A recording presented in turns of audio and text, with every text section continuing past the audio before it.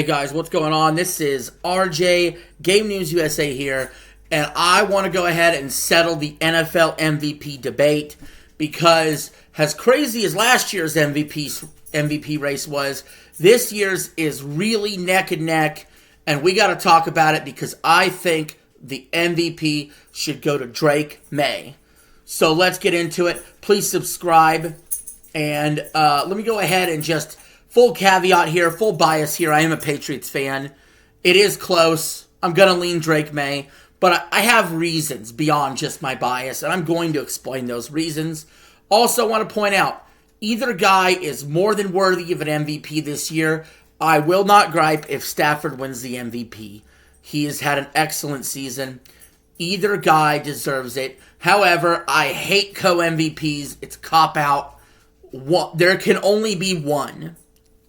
I hated when that happened in 2003 when Peyton Manning co-MVP'd with Steve McNair. It was no doubt Manning from the jump. No reason for McNair and Manning to be co-MVP'd. And I'm going to use a lot of examples from the past when I talk about certain situations. For example, just last year, Lamar Jackson had better numbers, and in an unprecedented turn, he was first-team All-Pro. However, Josh Allen won the MVP because he had better team record and he was more impactful and more valuable to his team. And that is the argument I'm going to make for Drake Maye. 2 years ago, Lamar won the MVP when I thought Brock Purdy should have won the MVP because Brock Purdy had a better supporting cast than Lamar back in 2023. And I'm also going to use that as an example of why Drake Maye deserves the MVP. And we're also going to look at the bulk stats. We're going to look at the advanced stats. And we're going to look at strength of record and strength of schedule and stuff like that as well. Games versus common opponents. We're going to look at everything we can look at to determine who is the MVP. So, we're going to go ahead and kick this off with statistics. Let me go ahead and say that Matthew Stafford had the better bulk statistics. But Tom Brady did back in 2021 as well, and I believe he was robbed of an MVP because Aaron Rodgers played more efficiently. He had a better team record, even though their record was the same. He just happened to be the 1 seed, and Brady's team happened to be the 2 seed. So even though Brady had the bulk stats, Rodgers was the more efficient guy. Just another example, a third example of them going for the more efficient guy. However, that wasn't always the case. Back in 2018, Patrick Mahomes won MVP with the bulk stats, but Drew Brees was the more efficient guy. There was also a lot of sentiment back in 2018 to maybe try to give Drew Brees the award because he had never won one before. However, that did not prevail, and I believe the correct person did win MVP that year in Patrick Mahomes. His team was the 1 seed after all, in addition to throwing for 5,000 yards and 50 touchdowns. Now, if Stafford had done 5,000 yards and 50 touchdowns, he would be the no-doubt MVP, no matter what May had done. However, he did not quite do that. We're going to get into the stats here in a second. I also want to point out a couple other times the league got MVP wrong, including in 2016 when they gave it to Matt Ryan instead of Tom Brady. Even though Tom Brady only played 12 games, he was far more efficient than Matt Ryan's bulk stats. So we've seen it go both ways. Also in 1987, Jerry Rice was robbed of being the only wide receiver MVP when he had 22 touchdown catches in 12 games. That's right, that's not a typo. And John Elway only threw 19 touchdowns and threw 12 interceptions, but because his team had a better record, he won the MVP as a quarterback. So we've seen plenty of examples either direction that the league could go. It all depends on the 50 voters. But no doubt, Maye and Stafford will be 1 and 2 in everybody's ballot. But without further ado, let's jump into it. We're going to start with completion percentage. Drake Maye is at 72% and Matthew Stafford's at 65%. I'll hold up my left hand, it might be on the right-hand side on your screen, every time Maye gets a point. And I'll hold up my right hand, left on your side of the screen possibly, every time Stafford gets a point. So completion percentage.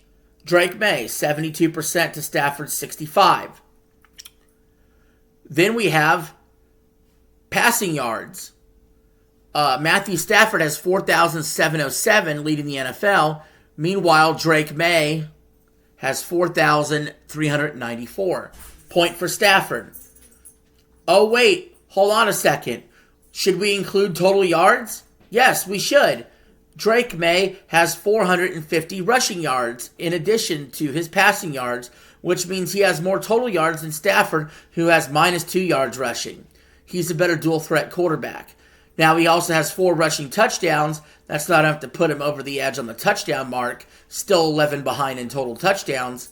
However, I got to repoint this to Maye when it comes to yards. Speaking of passing touchdowns, Stafford has 46 to Maye's 31, and even if you include Maye's rushing yard touchdowns, that's 46 to 35, point to Stafford. Interceptions, they both have 8, so it's a wash. Yards per attempt, Drake Maye was the NFL leader at 8.9 yards per attempt, and Matthew Stafford sits at 7.9. That's a point for Maye. And then we're going to go ahead and we're going to go to some of the more advanced statistics slightly. They're not super more advanced. For example, passer rating. Drake Maye led the NFL with 113.5, has the NFL leader. Stafford 109.2. We're currently at 4-1. Now we go to the advanced stats, which I have to pull up on my phone here.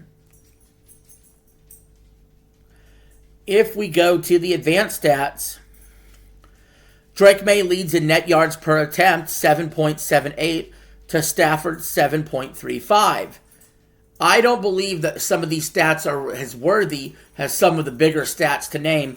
So we'll just say a point to Maye for winning the advanced stats, because he also is better on total turnover percentage. He's better on success rate, EPA per play, CPOE, offense EPA, and led the league in QBR, which is a different form of passer rating. I'll go ahead and just give all the advanced stat points to Maye here. So Maye leads 5-1 now. The only thing Stafford has over him is the pass touchdowns, which, if you dig deep into that, Stafford has 12 one-yard touchdown passes, which is the most in a single season in NFL history. Now, statistically, I've shown that other than touchdowns now, Maye has dominated Stafford in every way. Now we have to go to team success. The Patriots are 14-3. The Rams are 12-5. Who's better?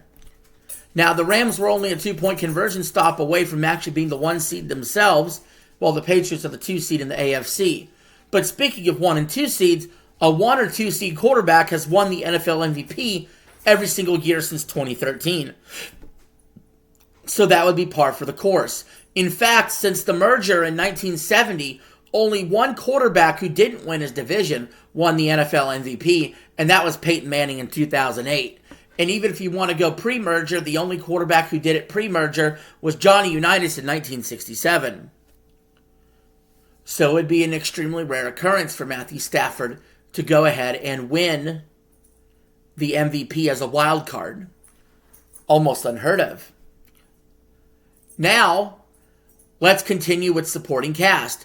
Drake Maye would be the first NFL MVP ever to win that award without a single teammate who's a Pro Bowler on offense with him.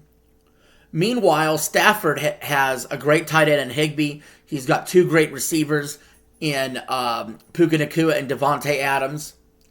And coaching-wise, he has Sean McVay, the offensive genius boy wonder, as well.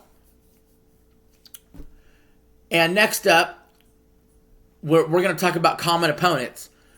Stafford and Maye had 6 common opponents. In those 6 games, Stafford went 4-2, Maye went 6-0 and had better statistics. And when you dig deep into their seasons, there's not a single game that Drake Maye had that was bad.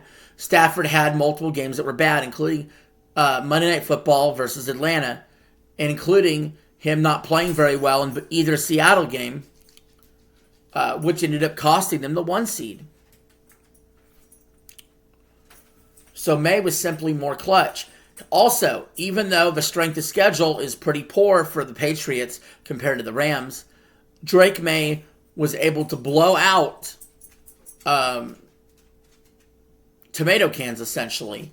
And even though you could say, well, that stat padded him, Maye also spent more time on the bench than Stafford did due to blowouts. About 42 minutes Maye spent on the bench, while Stafford spent 4 minutes on the bench in blowout victories.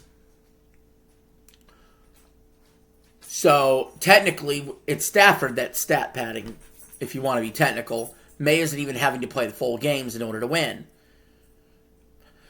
So I think I've made my case pretty clear. Just to wrap it up in a bow. Maye's got the better completion percentage. He's got more total yards.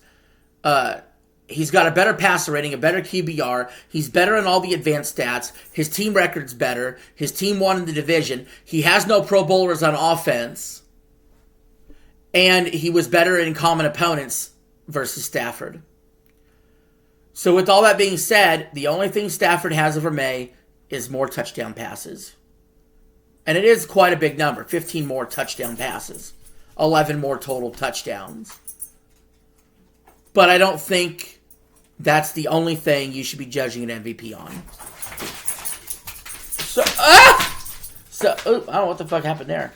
So I rest my case. I think Maye's the MVP.